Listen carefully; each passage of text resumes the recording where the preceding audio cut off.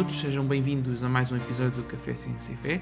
Relembro que se a relação da fé com a ciência é um tema que vos interessa, então não se esqueçam de subscrever, por gosto e partilhar. Tudo isto são formas de nos ajudarem a continuar e a divulgar este podcast. Mas, sem mais demoras, passemos já ao episódio de hoje.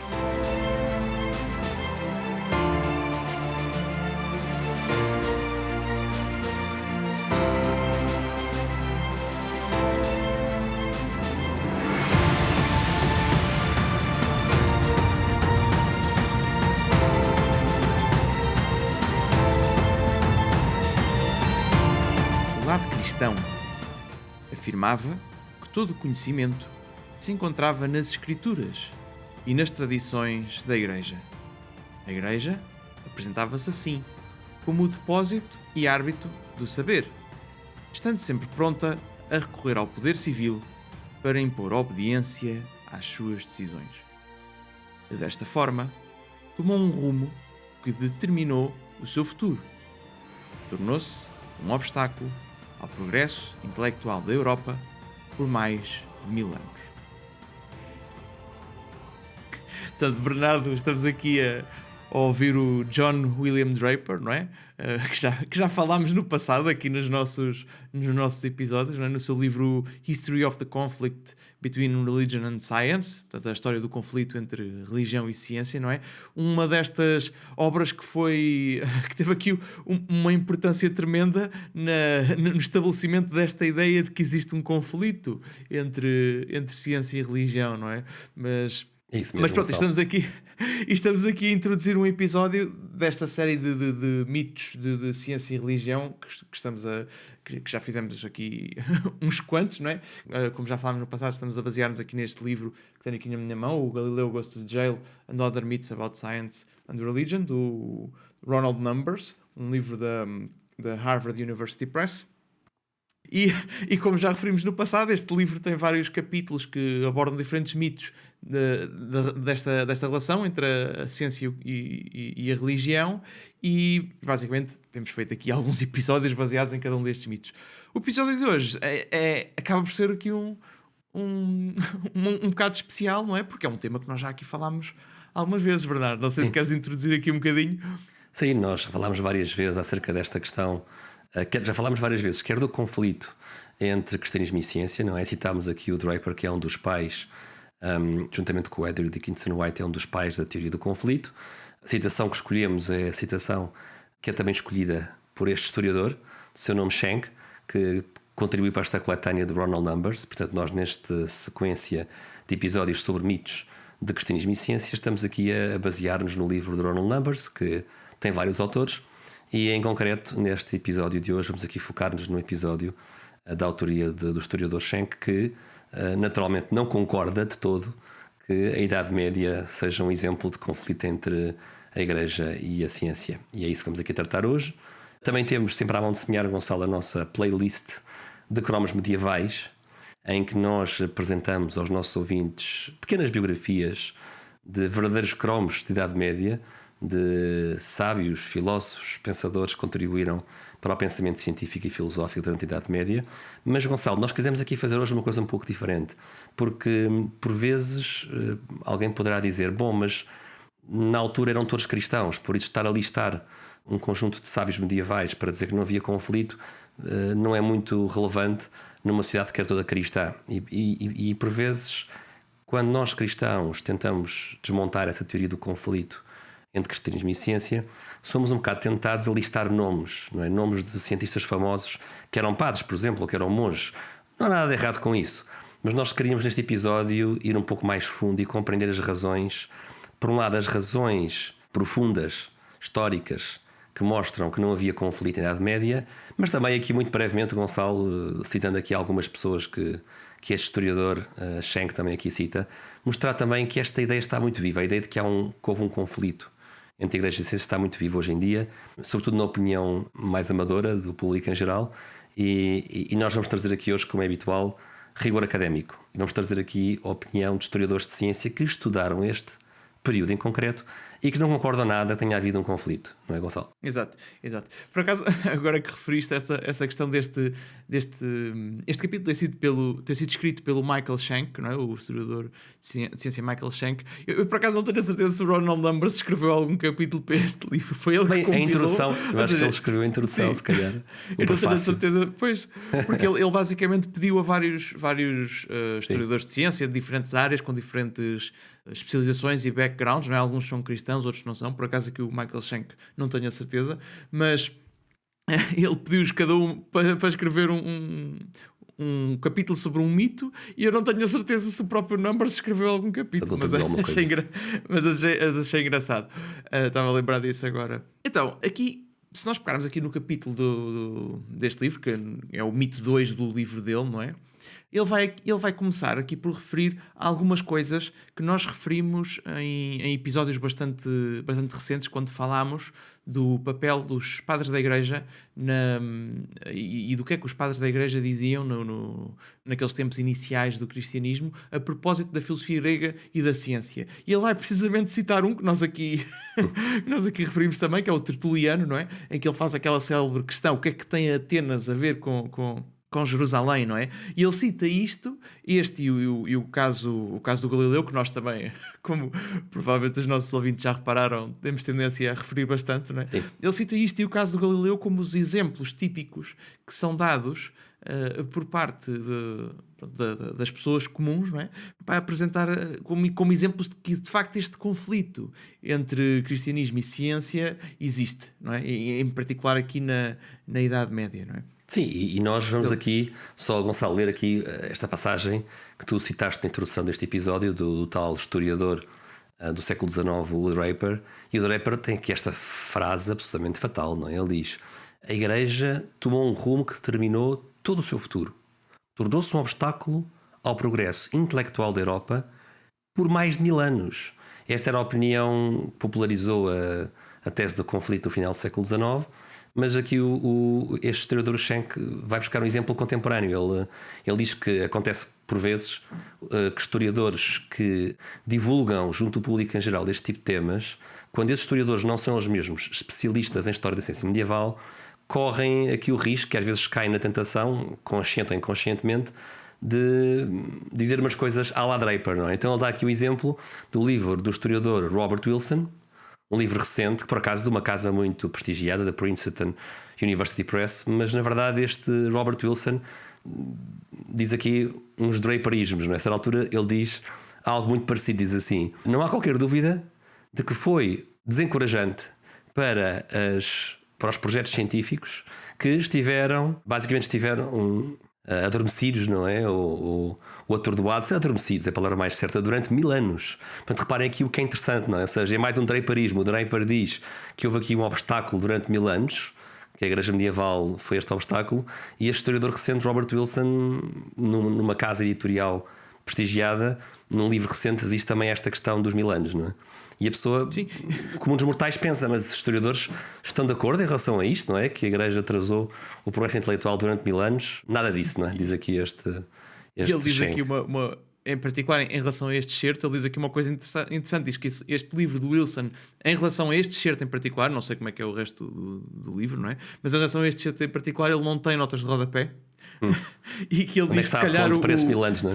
Exato, se calhar a fonte que ele consultou foi o astrónomo Carl Sagan no Cosmos. Sim, Carl Sagan dizia muitos draperismos também. Isto não são palavras nossas, são palavras aqui deste historiador em relação ao livro do Wilson, não é? Portanto, mas estava aqui a pensar numa coisa interessante, não é? Porque de facto parece uma ideia um bocado contraditória, não é? Porque é que se houve aqui algo a atrasar a evolução da Europa durante 1000 anos, e possivelmente, pelo menos parece-me que é um bocado o que se dá a entender, não existiu essa entidade a atrasar o atraso noutros lugares do mundo, não é? Como é que a Europa não foi ultrapassada? Sim. Não é? Como é que o que aconteceu foi precisamente o oposto? Foi a Europa tornar-se a maior potência do mundo, em particular aqui nos séculos XVIII e XIX, não é?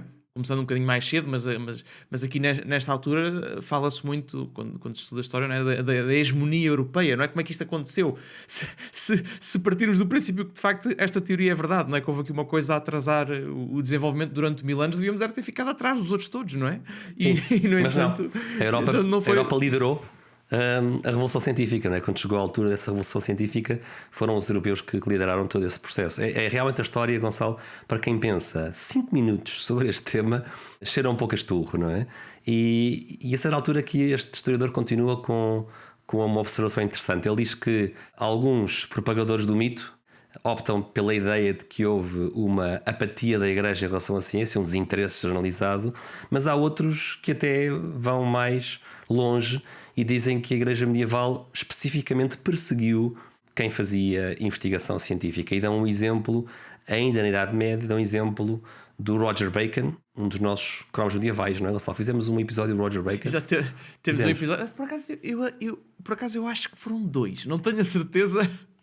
Mas eu tenho a ideia que fizemos 2 sobre o Roger Bacon, ou não? Sim, já não me recordo quantos é que foram, mas certamente referimos. Confusão. Sim, nós falámos inclusive nesse episódio, Gonçalo, sobre esta ideia um pouco lendária e sem bases sólidas de que o Roger Bacon de que o Bacon teria sido perseguido por causa do seu trabalho na área da ciência. Roger Bacon, nascido ali em torno do ano 1214 e que morre em 1294, um pensador certamente muito criativo em várias áreas do saber, entre elas as áreas da filosofia natural, não é, que hoje em dia diríamos a área da ciência. O Roger Bacon alegadamente teve problemas com as autoridades, e problemas com as autoridades especificamente da sua ordem, que era a ordem franciscana, mas os historiadores não encontram ligação plausível entre estes problemas que o Bacon teve com a sua obra científica, matemática ou filosófica. Se houve realmente problemas do Bacon com as autoridades franciscanas, não terão tido a ver com este tipo de obras da sua parte.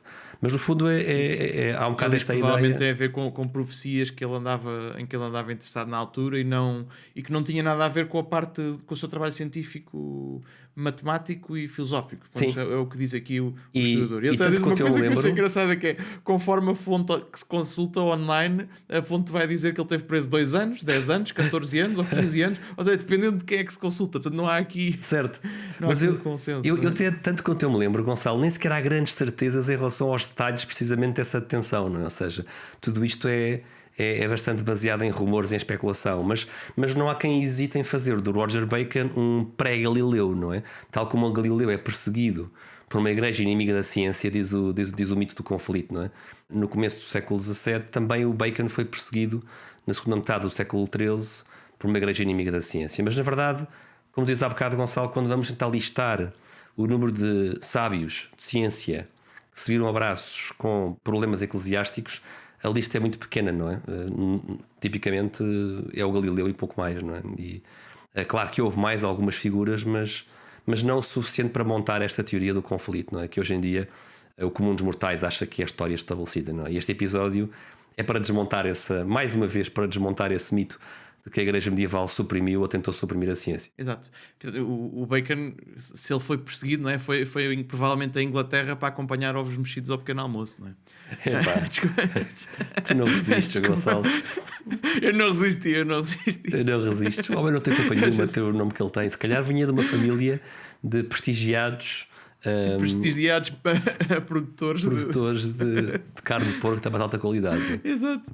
Não sei. Estamos aqui completamente a inventar. Agora, vamos aqui virar o bico ao prego. Vamos aqui dar exemplos concretos de porque é que a Idade Média foi fértil para o amadurecimento de conceitos científicos, para também o surgimento de estruturas do saber e de organizações e de grupos de trabalho que fomentaram e lançaram as raízes para o surgimento da ciência depois nos séculos seguintes. E tens aí, Gonçalo, a tua mão de semear. Eu por acaso não tenho em papel o livro do John Heilbron, o livro The Sun in the Church, se puderes mostrar aí. É assim, eu tenho aqui, está ali na prateleira, mas eu esqueci-me de trazer aqui para o pé de mim. Eu se calhar vou lá buscar num instante. Dá lá um saltinho, porque é um livro já não é tão fácil de encontrar. O livro tem já alguns anos e chama-se The Sun in the Church e tem uma introdução absolutamente incrível. Já agora, o livro é do historiador de ciência John Heilbron, que morreu este ano. Gonçalo morreu no ano passado, agora não me recordo.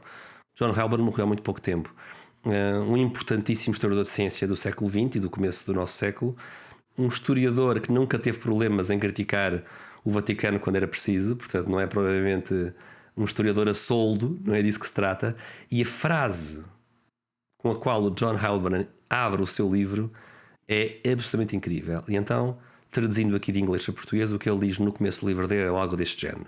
O historiador de ciência John Heilbron, diz ele: a Igreja Católica Romana deu mais financiamento e apoio social ao estudo da astronomia durante cerca de 6 séculos, desde a descoberta do saber antigo durante a Idade Média Tardia até ao Iluminismo. Mais do que qualquer outra, ou talvez mais do que todas as outras instituições combinadas. Uma frase impactante, não é? Uma frase forte. Uma frase extraordinária. E, pronto, e entretanto já fui buscar o livro, não é? Tenho aqui na minha mão, por acaso isto tem ar de ter sido um livro de uma biblioteca, eu mandei a vir em segunda mão da internet. É um livro ótimo. Mas vê-se aqui na capa do livro a luz a atravessar aqui as janelas da cúpula da Basílica de São Pedro, uma imagem extraordinária. E este livro tem o subtítulo Cathedrals as Solar Observatories, porque isto é um detalhe que se calhar a maior parte das pessoas não repara quando visita estes monumentos. Ele depois dá alguns exemplos particulares, mas há muitas igrejas em Roma e noutros sítios que têm marcas no chão, porque essas marcas eram utilizadas para medir, por exemplo, para medir o tempo com precisão. Por exemplo, sabiam que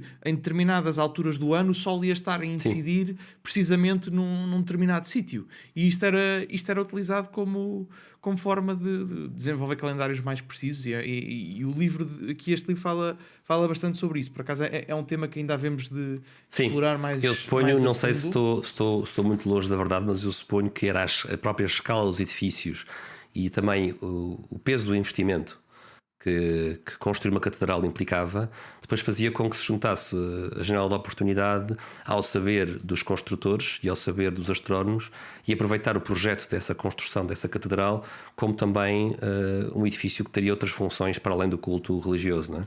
É super interessante, não é? A igreja medieval, a catedral como prova, não é? Em pedra do conhecimento científico medieval, não é? Que é super interessante, e também da perspectiva útil que os medievais tinham em relação à vida, não é? Já agora vamos ter aqui um edifício que nos vai ajudar também a medir a passagem do tempo, não é? E a regular o nosso dia-a-dia, não é? Portanto, havemos de pegar neste livro mais em detalhe mais à frente, não é? Mas para já ele abre com esta citação magnífica, fortíssima, não é? Fortíssima. Exato, e continuando aqui no nosso capítulo do Schenck, o que é que ele a seguir diz? Diz que no fundo o período medieval foi o período que viu surgir a universidade. Portanto, as universidades nascem precisamente no período medieval. Bolonha, Paris, Oxford são cidades nas quais surgem universidades ali em torno do ano 1200, a partir do começo do século XIII, e até ao ponto de que em 1500, no ano cerca de 1500, havia cerca de 60 universidades espalhadas por toda a Europa. E aqui em Portugal, claramente, a Universidade de Coimbra, não é? A importantíssima universidade medieval que marcou o centro do saber do nosso país durante séculos, não é? Exato. E o que eu acho graça é depois o que é que ele comenta a propósito daquilo que se estudava lá, porque muitas vezes as pessoas dizem, e tal, fizeram-se as universidades, mas no fundo aquilo era só para estudar teologia. Era só para a Bíblia, não é? Para cristãs, era só para isso, não é? Mas ele diz que não é nada disso, ele diz uma coisa muito interessante. Ele diz cerca de 30% do currículo das universidades medievais tinha a ver com coisas acerca do mundo natural, portanto, matemáticas, economia, coisas desse estilo. Sim. Exato, coisas que tinham a ver com o mundo natural, que se podiam considerar ciências, não é? E ele depois disse outra coisa que eu ainda achei mais graça, não é? É que apesar de 30% só 30% do currículo é que ter a ver com isto, que ele diz que já é bastante significativo, atenção, estes 30% são significativos, a maior parte dos alunos passava a maior parte do tempo nesta parte, porque ele diz que muitos, havia, para aquilo que eu percebi aqui do texto dele, os requisitos para tu chegares à teologia eram tão grandes que a maior parte dos alunos não chegava lá e, portanto, era extremamente difícil, ficavam pelo caminho. Sim. Era Bem, muito difícil. E depois para... acabavam por estudar ou só estas coisas mais relacionadas com as ciências naturais, ou então uma das disciplinas mais populares também era o direito.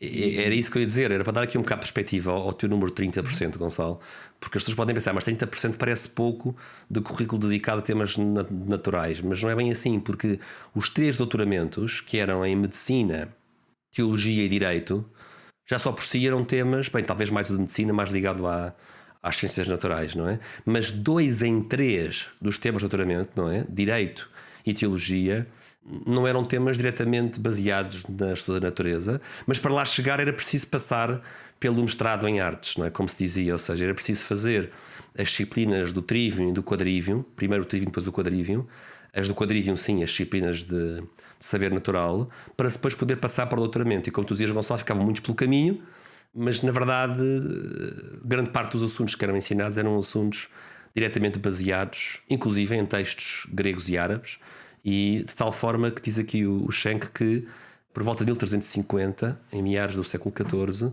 cerca de 250 mil alunos estudavam só nas universidades alemãs, que é um número impressionante, não é? Sim, ele diz que esses números só voltaram a ser alcançados no final do século XIX e início do século XX. Interessante, não é? Engraçado. Portanto, havia uma população estudantil por toda a Europa medieval, não é? Sim, e é engraçado, mas aqui, pronto, atenção, aqui também, depois há vários fatores, há por exemplo o papel da peste negra que dizimou uma quantidade Claro. absurda da população, portanto é normal que, assumindo que as pessoas morriam de forma... Era uma extração... uma extração, para isso. Até que eu estou a pensar em termos estatísticos. Assumindo que as pessoas morriam de forma uniforme na população, não é? É normal que tenha desaparecido, se desapareceu a mesma proporção de alunos que desapareceu no resto da população, acho que foi um terço, não é? Um terço da população da Europa que morreu. E costuma-se ter a ideia muito errada. A ideia muito errada que a peste negra foi causada pela falta de higiene na Idade Média.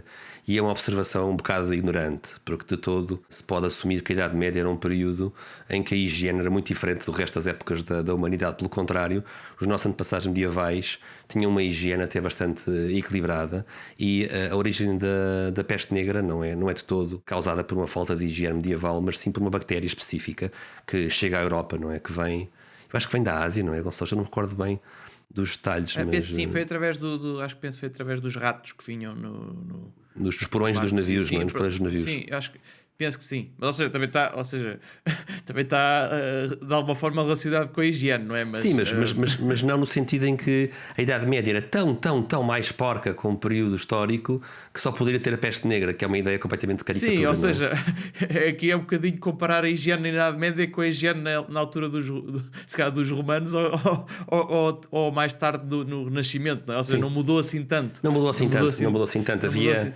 É claro, se compararmos com hoje em dia, claro, sim. Evidente. Essa comparação nem sequer é justa, não é? Exato. Mas eu não resisto aqui, Gonçalo, de citar aqui o Schenck. Ele tem aqui uma frase que eu acho bem engraçada. Ele diz assim: se a Igreja medieval tinha como intenção desencorajar ou suprimir a ciência, então fez certamente um erro colossal em tolerar ou até em suportar a universidade, porque ele diz que estas instituições novas que surgem na Idade Média, o saber grego-árabe e a medicina, pela primeira vez, encontraram uma casa permanente, diz ele. Portanto, se a ideia era suprimir a ciência, por que raio é que os medievais foram inventar as universidades, não é? Que no fundo se tornaram a casa para este saber, não é? E que história é esta de tu não poderes ser teólogo sem saber matemática, não é? Exatamente. Que é isto? E sem estar na astronomia. Quer dizer, queres oprimir a ciência e vais fazer uma coisa destas, não é? Não faz sentido nenhum. E as universidades, diz ele, introduziam os alunos à geometria euclidiana, à ótica, aos problemas de geração e reprodução, a rudimentos da astronomia, a argumentos sobre a esfericidade da Terra. Já fizemos aqui também episódios sobre isso, não é, Gonçalo? E mesmo aqueles estudantes que não seguiam para a frente e que ficavam-se pelos graus mais elementares, ganhavam familiaridade com os temas de filosofia natural, das ciências matemáticas, não é? Sim, lá está, apesar de ser 30% do currículo, era os 30% por qual mais pessoas passavam, não é? Sim. Porque muitas delas não chegavam à outra parte. E também há aqui uma coisa, Gonçalo, que também se costuma pensar, não é? Que os alunos que frequentavam estas universidades eram todos do clero. Era tudo clero aqui. Ou havia padres, ou havia monges e acabou-se. Ou seja, mais ninguém frequentava as universidades na Idade Média. E isto faz sentido. É assim, por acaso, eu achei aqui uma coisa engraçada. Aqui há bocado estava a reler aqui este capítulo a preparar para isto. E eu percebi que eles usam a palavra clerical status, em inglês, de uma forma que eu não estava... que eu não conhecia. Portanto, ele diz que os alunos de facto tinham clerical status, portanto tinham estado clerical, mas ele está a usar a palavra estado clerical num sentido mais geral. Portanto, ele diz isso que estavas a dizer, portanto, que há o mito de que eles eram todos padres ou monges, Certo. mas isso, esses distinguiam-se dos outros por terem votos especiais, mas ele diz que os estudantes tinham o que se chama estado clerical, mas que isto era uma coisa, era um estatuto legal e não uma reflexão de que eles tinham entrado para a vida Para o clero. consagrada ou uma Sim, coisa sim, assim. Portanto, ele diz que eles, apesar de terem este estado clerical, eles podiam, por exemplo, casar, e o que acontecia é que, por facto de terem este estado, tinham certos privilégios legais que as populações locais muitas vezes até não achavam muita piada. A população à volta da universidade. Sim, a Por universidade exemplo, era ali um microcosmos, não é? Em que no fundo... aplicava-se uma lei diferente, não é? Mas... Sim, eles tinham direito a ser julgados por um tribunal especial por facto de serem alunos da universidade. E isso às vezes gerava aqui problemas com as populações, porque quando um aluno cometia um crime, a população queria julgá-lo e ele tinha direito a ser julgado por um tribunal especial ligado à universidade. Não é? Eles dizem que até que este estatuto surgiu quando os estudantes se revoltaram depois de um estudante ter morto um cidadão numa luta de bar em Paris. Acho que os estudantes revoltaram-se depois disto e os universitários daqui da Universidade de Paris acabaram por ganhar este estatuto legal. Portanto, repara, ao mesmo tempo é interessante, não é? Como é que o estudante universitário tem este privilégio, não é? De ter um tribunal próprio que é mais... É um estatuto protegido. Era protegido. Sim. Porque este conceito da universidade como um espaço aberto no qual se pode debater todos os tipos de temas em liberdade é uma invenção medieval que nós hoje em dia prezamos e que está em risco até em algumas universidades contemporâneas, não é? Com censuras a certas opiniões que não são consideradas corretas politicamente hoje em dia, não é? Este conceito de discussão aberta de ideias, até aí ao ponto, como dizias, não é, Gonçalo, de ter uma moldura jurídica especial para que estes alunos se sentissem à vontade, não é? E mesmo nos crimes mais violentos. Sim, mesmo em coisas que nós pensaríamos, ok, isto não fazia sentido nenhum, não quer dizer, se o aluno matou uma pessoa numa luta de bar, ele devia ser julgado como seria qualquer outro, não é? Mas isto, apesar de para nós poder parecer ridículo neste caso particular, não é? Eu diria que sim, não é? Especialmente. Eu não consigo tirar da cabeça esta imagem dos alunos em Paris terem ganho este direito, eu ia dizer entre aspas, não é bem entre aspas, não é? É direito sem aspas. Eles terem ganho este direito por se revoltarem depois de uma coisa destas acontecer, não é? É uma coisa tipicamente francesa, não é? Eles revoltam-se com as coisas e... Sim. E depois, enfim, bem, desculpa, estava a tentar. Foi uma tentativa de piada, mais uma vez, não correu muito bem. Mas tem um fundo de verdade, porque pronto, é este estatuto protegido dos alunos que era uma das coisas que garantia a independência de quem estudava e de quem trabalhava nas universidades, que é uma coisa, como estavas a dizer, importantíssima. Importantíssima. Para poder haver este livre exercício da liberdade de opinião. Sim. E muito interessante também o facto, que eu também não sabia, que me surpreendeu neste capítulo, Gonçalo, que nem todas as universidades tinham faculdade de teologia. Havia várias universidades nas quais não se lecionava estudos bíblicos e teologia, ao ponto de muitos alunos, diz aqui o Schenck, muitos alunos nem sequer atravessavam a universidade e nem sequer tinham estudos teológicos ou estudos bíblicos. Portanto, é mesmo desmontar esse mito de que a universidade só servia para teologia, nada disso. Exato. Eu fiquei com a ideia, não me lembro já onde é que li isso, que no fundo cada universidade tinha a sua especialização dentro desses três doutoramentos que estavas a referir há bocado, não é? Sim, da medicina, do direito e da teologia. Direito, medicina e direito, teologia, diz não é? aqui ele que direito era muito popular, não é? Direito era um tópico muito popular. Sim. Aliás, eu acho que li alguns também que que a especialidade da Universidade de Coimbra em relação a estes três era o direito. Acho que li alguns disso. Não tenho a certeza, espero não estar aqui a enganar os nossos ouvintes. Mas eu acho que li em algum lado que... Se tiver aqui algum ouvinte nosso de Coimbra, por favor, se souber a resposta a isto. E que tenha informação relativamente a este assunto. Não é? Sim, claro. Podem usar a caixa de comentários para nos ajudar.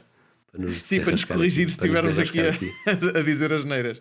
E há aqui um outro detalhe que eu também achei muito engraçado, aqui, muito interessante. É sabido, ou pelo menos é mais ou menos sabido, que os cristãos consideram a teologia como a rainha das ciências.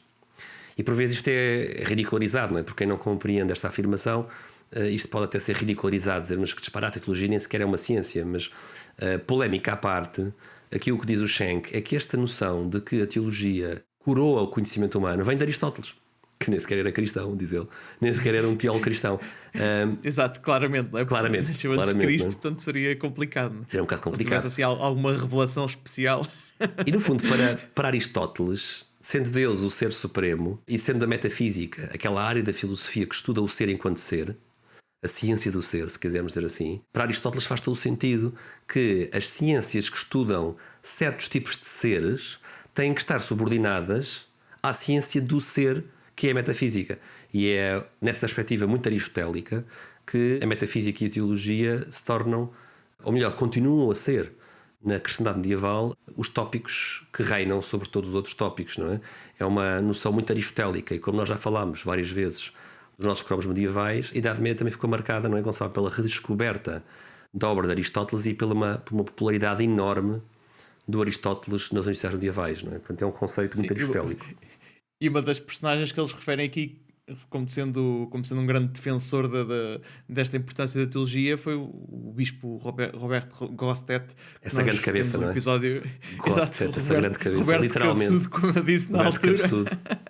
Mas, bispo de Lincoln, não é? Lá estou eu a repetir estas piadas chatas em relação ao Sr. Bispo. Mas, vamos lá ver, a piada foi inventada, Gonçalo, porque o pai dele, provavelmente não se chamava Gostet, não é? Alguém que lhe decidiu chamar-lhe isso porque ele era uma grande cabeça. Exato. Ele era um grande cromo e nós não inventámos a piada, nós temos só a repeti-la. Sim, mas basicamente é um dos nossos cromos medievais. Temos aqui um episódio dedicado só sobre ele, que se os nossos ouvintes quiserem, se tiverem interesse em saber mais sobre isto em particular.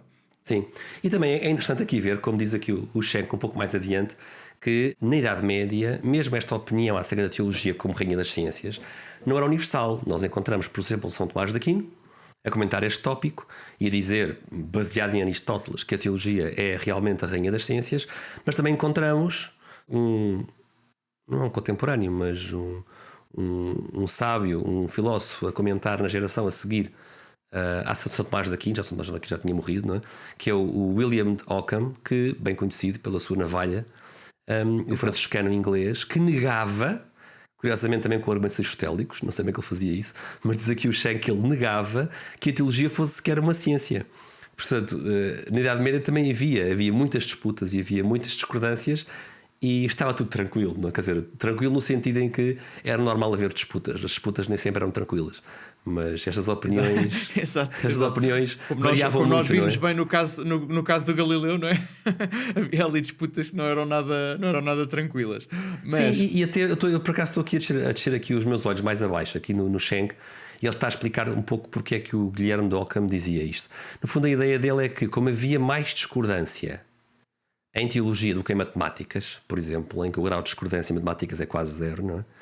Ele achava que então a teologia não poderia qualificar-se como ciência, numa opinião talvez um pouco mais baseada na diversidade de juízos teológicos, não é? Que ele achou que havia tanta discordância de teologia que não podia ser uma ciência. É uma forma interessante, um bocado epistémica quase. Sim. Depende da definição que se dá para o que é de facto uma ciência, não é? Se usarmos a palavra como se usa hoje em dia, se calhar não é? Mas usando aqui esta definição do Ockham, eu acho que é capaz de haver algumas coisas que hoje em dia são consideradas ciência e que não. Não, e aqui não o Ockham está aqui a usar um argumento um bocado epistémico, não é? O que ele está a dizer é: bom, como há muita discordância do ponto de vista das certezas teológicas, então a teologia não pode ser uma ciência. é assim um argumento um bocado baseado no conhecimento humano que é falível, não é? Quer dizer, não... Sim, mas lá está, depende. Se tu consideras sentido. ciência só aquilo que tu podes conhecer a partir do método científico, com sim, experiências, claro, não sei o quê, claro. nesse não, caso sim. fica excluída. Em sentido moderno, sim, da palavra ciência, sim, mas em Aristóteles não. Nesta altura tinha um sentido mais geral. Sim. Tinha um sentido mais geral. A ciência, como Aristóteles, não é? Que é o conhecimento baseado em causas, para mim faz imenso sentido que a metafísica e a teologia sejam as raízes da ciência, sejam o pináculo da ciência, faz imenso sentido, não é? Independentemente da discórdia que depois haja no ser humano, não é? Nas opiniões humanas, não é? Com essa definição, exato.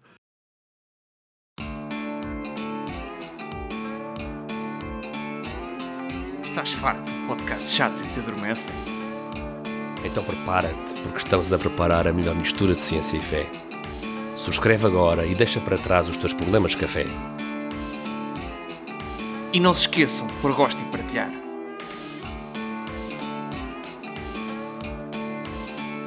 Não parecia o George Clooney, pois não?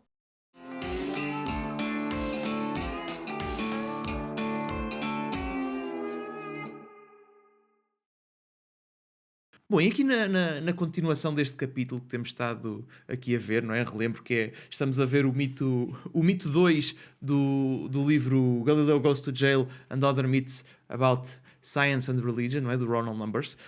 Neste mito que estamos aqui a ver sobre a relação da ciência com a fé na Europa medieval, ele fala aqui de uma coisa que nós até já temos um episódio dedicado, mas que eu achei interessante partilhar aqui, achamos interessante partilhar aqui esta visão que ele tem das condenações do Bispo Etienne Tampier, né, das condenações de Paris. Então, ele diz várias coisas interessantes.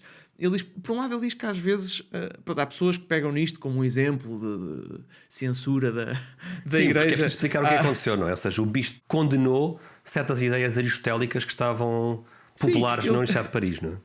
Sim, primeiro ele diz assim, é um bocado injusto atribuir à Igreja umas condenações que foram feitas por alguns clérigos numa diocese específica e que tinham uma validade bastante limitada. Sim, durante algum tempo apenas. Isto era válido, foi válido durante pouco tempo para a diocese de Paris e dizer, ok, a Igreja era contra estas teses aristotélicas é um bocadinho injusto, está um bocadinho a sobrevalorizar a importância destas condenações que nós já aqui falámos e temos um episódio dedicado, não é? Mas ele depois fala aqui de umas coisas que eu achei bastante interessante. Portanto, além disto ter durado pouco tempo, não é? Ele diz que depois, e acho que isto é engraçado, que isto é o mercado a funcionar, porque a Diocese de Paris faz estas condenações e o que é que acontece? Tens uma outra universidade no sul de França, em Toulouse, que começa a anunciar e a enviar convites aos estudantes de Paris a dizer, olhem, sabem que nós aqui não proibimos Aristóteles. Nós continuamos com esse currículo, não é? Nós continuamos com esses tópicos aqui. Exato. Se quiserem podem vir para cá. E ele tem aqui um comentário. Peraí, eu não estou aqui a perceber pelo texto. Deixa eu ler aqui. Ele diz que era uma espécie de segunda terra prometida onde corria leite e mel através porque o Baco reinava nas vinhas. Nas vinhas. Porque esta zona aqui à volta de Toulouse é França, não é? Sim, é perto de Bordeaux também, né? Portanto, no fundo estava aqui um bocadinho a aliciar a alguns hábitos que podem ser menos saudáveis da parte de alguns estudantes universitários, não é? Portanto, mas muito engraçado. Mas é engraçado estar aqui a falar nisto, não é? Mas eu acho que este comentário é comentário do autor e não estava exatamente no convite.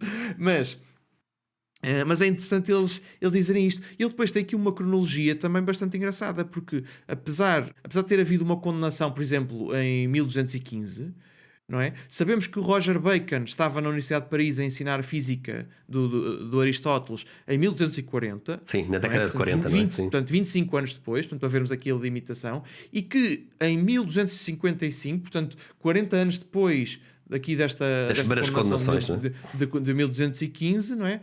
40 anos depois, o Aristóteles fazia formalmente parte do currículo académico. Portanto, é interessante, não é? Como é que, apesar de ter havido esta condenação, isto aconteceu mais tarde. Mas, Gonçalo, convém aqui fazer uma distinção importante. É que as chamadas condenações de Paris têm duas fases muito distintas.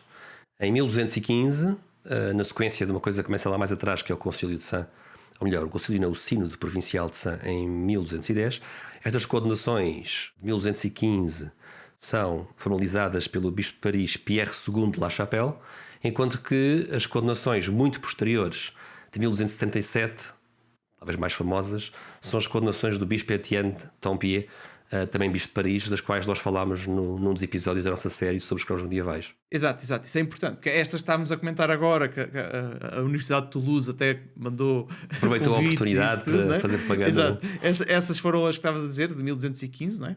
E aquelas que nós temos o episódio dedicado são as do Etienne Tampier, 1277. Por acaso não me lembro se referimos as de 1215 lá.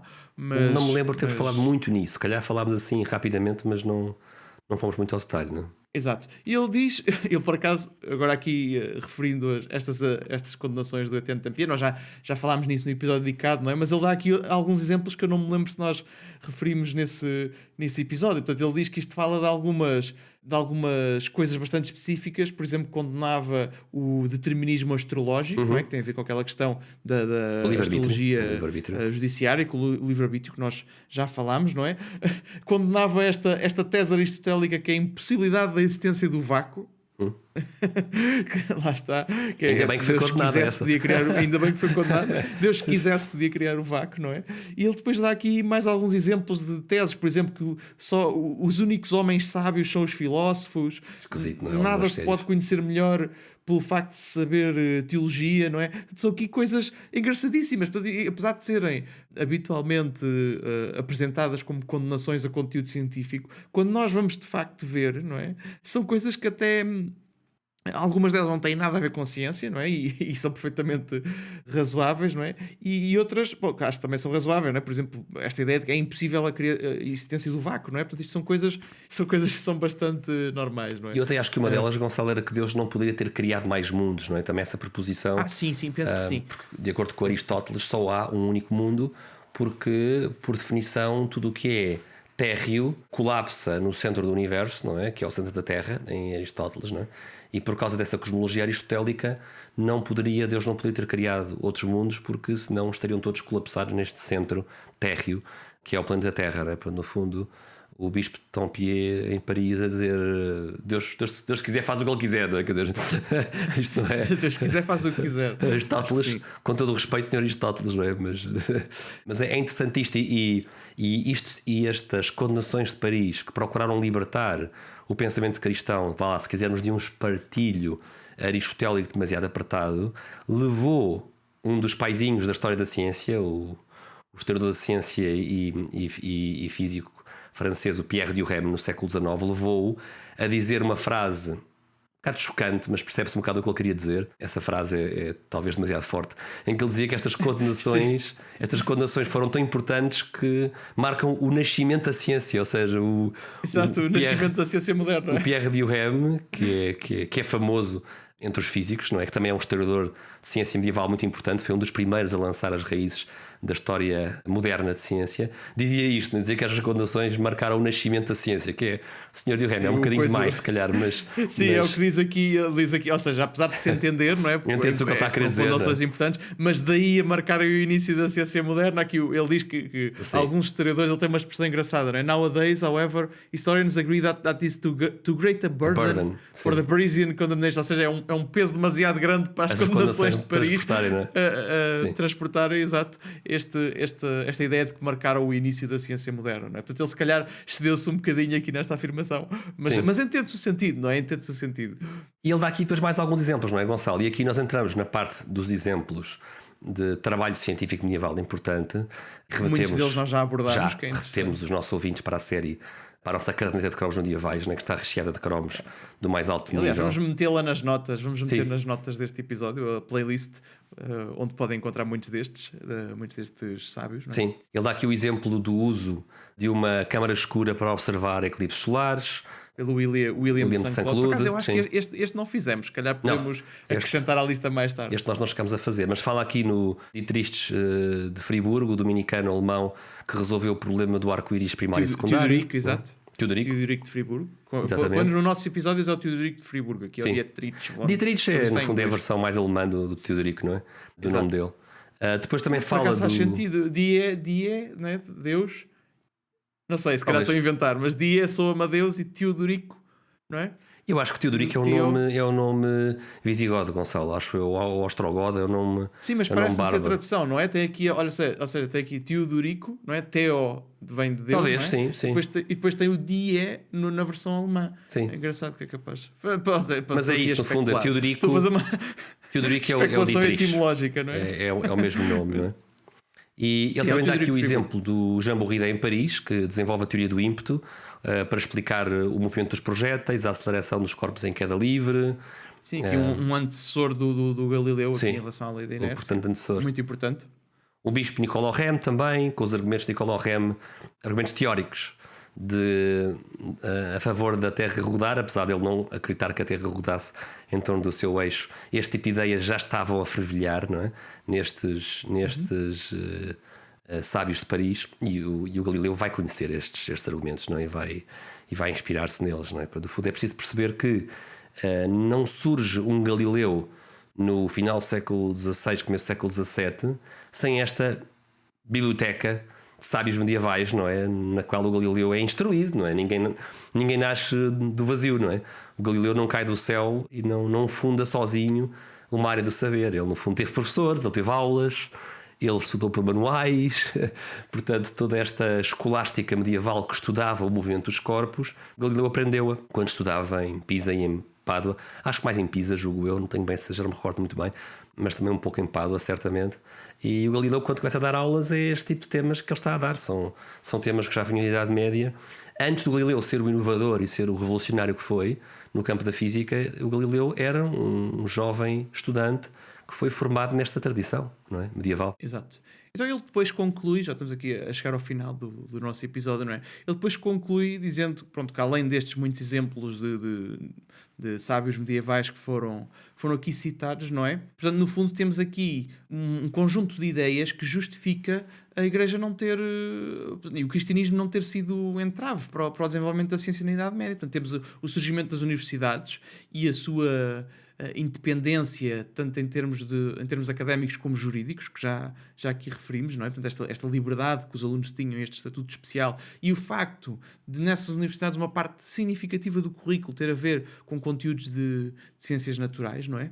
Ele diz que entre os anos 1150 e 1500 a maior parte dos europeus literados tinham tido acesso a materiais científicos, portanto, como vimos também aqui daquilo que ele explicou do que era o percurso normal dos estudantes nestas universidades, muitos deles acabavam por ter contacto mais com a parte científica do que propriamente com a teologia ou com a parte mais filosófica, não é? Ou seja, eles focavam-se muito nesta parte inicial, porque se a pessoa vai desistir, não é? Em princípio, a única coisa que tem contacto é com a primeira que aparece, não é com a última, não é? As pessoas que desistem a meio, ou por algum motivo, ou pode ser por falta de recursos para continuar a estudar, pode ser vários motivos, não é? Não estou a dizer necessariamente que desistiam por não quererem saber o que estava para a frente, não é? E, portanto, este currículo estava nas universidades, e que durante esta altura houve uma porção significativa da população a ter contacto com estas matérias. Este meio universitário, não é? Sim. E que por não ficar depois a exercer uma função clerical, hoje em dia diríamos clerical, não é? Mas vimos aqui que nesta altura a palavra clerical tinha aqui um sentido um bocadinho diferente, não é? Por não ficar a exercer tarefas clericais, acabava por transportar este conhecimento para outras... Para a sociedade, para outras situações no dia-a-dia. E estava-me aqui a lembrar de um exemplo particular que não estou a dizer de memória, não teremos outros casos em que veremos isso mais a detalhe, mas estou-me a lembrar do caso dos descobrimentos portugueses, em que que temos instrumentos importantíssimos que eram utilizados nas cortes medievais, como o astrolábio e o sextanto, não é? Que eram coisas super complexas, a passarem das camadas literadas da sociedade para as camadas mais baixas, num processo de transferência de conhecimento extraordinário. Portanto, é um exemplo que me está aqui a vir à cabeça deste tipo de transferência de conhecimento das camadas literadas para as camadas mais baixas, que é interessante, e que no caso particular do nosso país teve aqui uma importância histórica tremenda, não é? Sim, nós em Portugal tínhamos escolas de navegação, pegávamos num rapaz que vinha lá do interior do país e ele levava ali uma ensaboadela de instrumentos náuticos antes de se enfiar o rapaz dentro da barcaça, não é? Portanto, é toda uma escola de técnica, e que implicava naturalmente algum domínio mesmo que fosse rudimentar, de temas de geometria, não é? E temas de aritmética, para permitir não só a sobrevivência no alto mar, mas também o sucesso da nossa empreitada nos descobrimentos, não é? Foi importantíssimo essa transmissão para a sociedade, não é? Em geral, deste conhecimento técnico, não é? Com um fim utilitário em vista, não é? Mas é interessante isso, não é, Gonçalo? Ou seja, a universidade não é aquela torre de marfim que nós poderíamos imaginar que só está ocupada por teólogos, não é? É uma ideia muito, muito caricatural essa, não é de tudo isso, não é toda essa a verdade histórica, não é? Sim, e que depois, pelo menos aqui no caso dos descobrimentos, estávamos a falar, mas não vamos entrar por aí. Isso já é mais à frente, já está das primeiras experiências científicas à escala global, mas pronto, isso ficará para... Lá chegaremos. outros lá episódios. Até porque isso não é na Idade Média, mas é isso, mas exato, mais uma vez... Não é possível encontrarmos os avanços técnicos que encontramos na época dos descobrimentos, não é? Do nosso século XV em diante, sem uma Idade Média tão rica e tão investigativa e tão aberta ao conhecimento como ela foi. E há aqui um detalhe que eu não resisto também a referir aqui no fecho deste episódio, Gonçalo, aqui o Schenck comenta isso mesmo no fim, e ele diz que em relação a esta liberdade de debate que existia para disputar temas na universidade, ele refere a prática de que os argumentos que eram discutidos na universidade eram sempre debatidos com pessoas a favor e pessoas contra os argumentos, e que às vezes as maiores animosidades dos dois lados destas refregas intelectuais aconteciam dentro da universidade. Não era uma questão de haver uma igreja do lado de fora que proibia ou que apoiava esta ou aquela facção. Não, estes debates por vezes tornavam-se muito acesos por causa da própria competitividade académica, não é? E não tanto por uma influência externa por parte da igreja oficial. E também não resisto aqui a referir que quando nós abrimos aquele que é um exemplo clássico de um manual académico, neste caso o manual para ensino teológico, a Suma Teológica de São Tomás de Aquino, que nós encontramos que a estrutura da própria Suma Teológica, toda ela reflete aquilo que era a mentalidade do ambiente intelectual da Universidade Medieval, em que um artigo da Suma Teológica de São Tomás de Aquino, que é apenas um exemplo, entre outros temas, e da forma de trabalhar estes temas na universidade, era dividido em 5 secções, a saber, primeira questão colocada, na segunda secção, objeções, na terceira, uma autoridade que era citada de forma contrária a essas objeções, depois na quarta parte, a solução do professor ou do mestre, neste caso a solução de São Tomás de Aquino para resolver estas opiniões contrárias, e por fim, numa quinta parte, São Tomás depois respondia às objeções, ou seja, era o que se chama uma questão disputada. E os alunos eram treinados neste método da questão disputada. Os alunos tinham que treinar e aprender e dominar esta técnica de defender uma ideia e o seu contrário, de fazer de advogado do diabo, não é? De oferecer objeções fortes e de lutar por essas objeções fortes, para depois no fim fazer uma resolução da resposta. A ideia era haver sempre uma resposta à questão, mas só se chegava lá depois de passar por estes passos todos, não é? E este formato da questão disputada ilustra muitíssimo bem o que o Schenck diz aqui acerca de um ambiente académico medieval, não é, muito aberto ao debate de ideias, não é? Exato. E pronto, e penso que ficamos por aqui, não é? Com este episódio que acaba por ser aqui um bocadinho um apanhado geral, além de ser um capítulo deste livro que temos estado a seguir nestes episódios de mitos de ciência e cristianismo, acaba por ser um apanhado geral e um resumo da nossa série dos cromos medievais, e por isso vamos incluí-lo nas duas playlists, não é?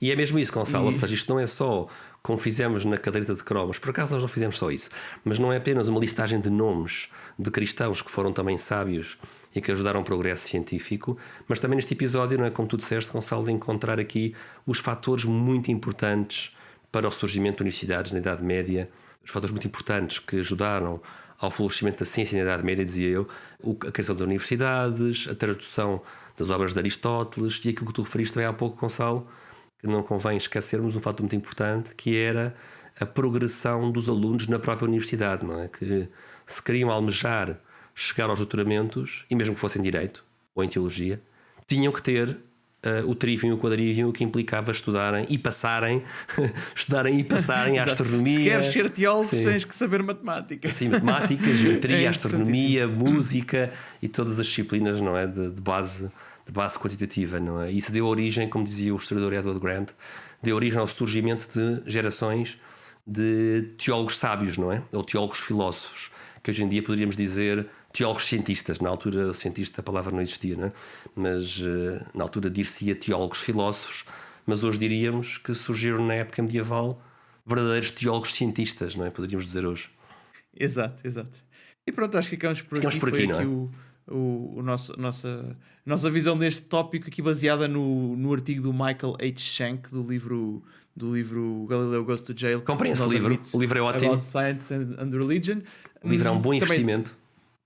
Exato, tem aqui imensa informação e pronto, esperemos que tenham gostado. Bernardo, não sei se queres dizer mais uma coisa. Eu acho que nós já tínhamos dito, mas para o caso de não termos dito, fica só aqui o reforço.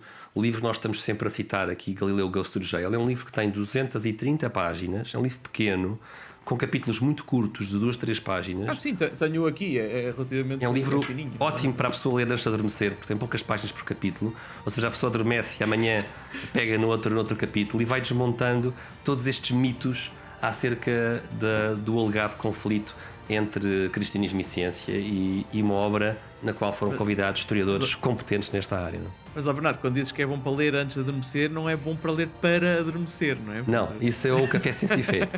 Isso é o Café Ciência e Fé. Ficamos muito contentes quando adormecem a ouvir os nossos episódios. Desde que espalhem a mais pessoas, desde que mais pessoas adormeçam ao ouvir os episódios. Se chama café, não é? Chama-se Exatamente. Café, mas adormece. Completamente. É mais uma valeriana isto do que provavelmente um café. Enfim. Então, por acaso, Gonçalo, o mal disto é que nós ainda não comprámos a máquina do café aqui para o nosso Café Ciência e Fé. Não? A gente chama isto de café, mas nem sequer há aqui, a gente olha à volta e nem sequer há aqui uma máquina de café aqui. Sim, temos estúdio. Que ver se arranjamos um patrocínio de alguma marca de café. E assim por acaso, podemos. Estamos sempre abertos a esse patrocínio cafeinado para quem quiser subsidiar-nos, não é? A hora aqui já vai alta, nós gravamos sempre à noite e a cafeína é sempre muito bem-vinda. E muito obrigado, Gonçalo, e a quem nos ouve.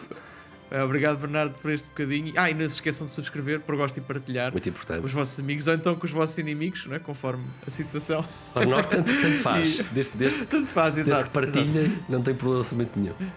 Exato. Então, obrigado, Bernardo. Obrigado, Gonçalo. Até à próxima. Um abraço. Deus, obrigado.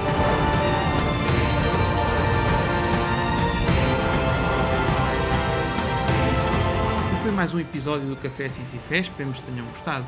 E lembro que se a relação da fé com a ciência é um tema que vos interessa, então não se esqueçam de subscrever, por gosto e partilhar.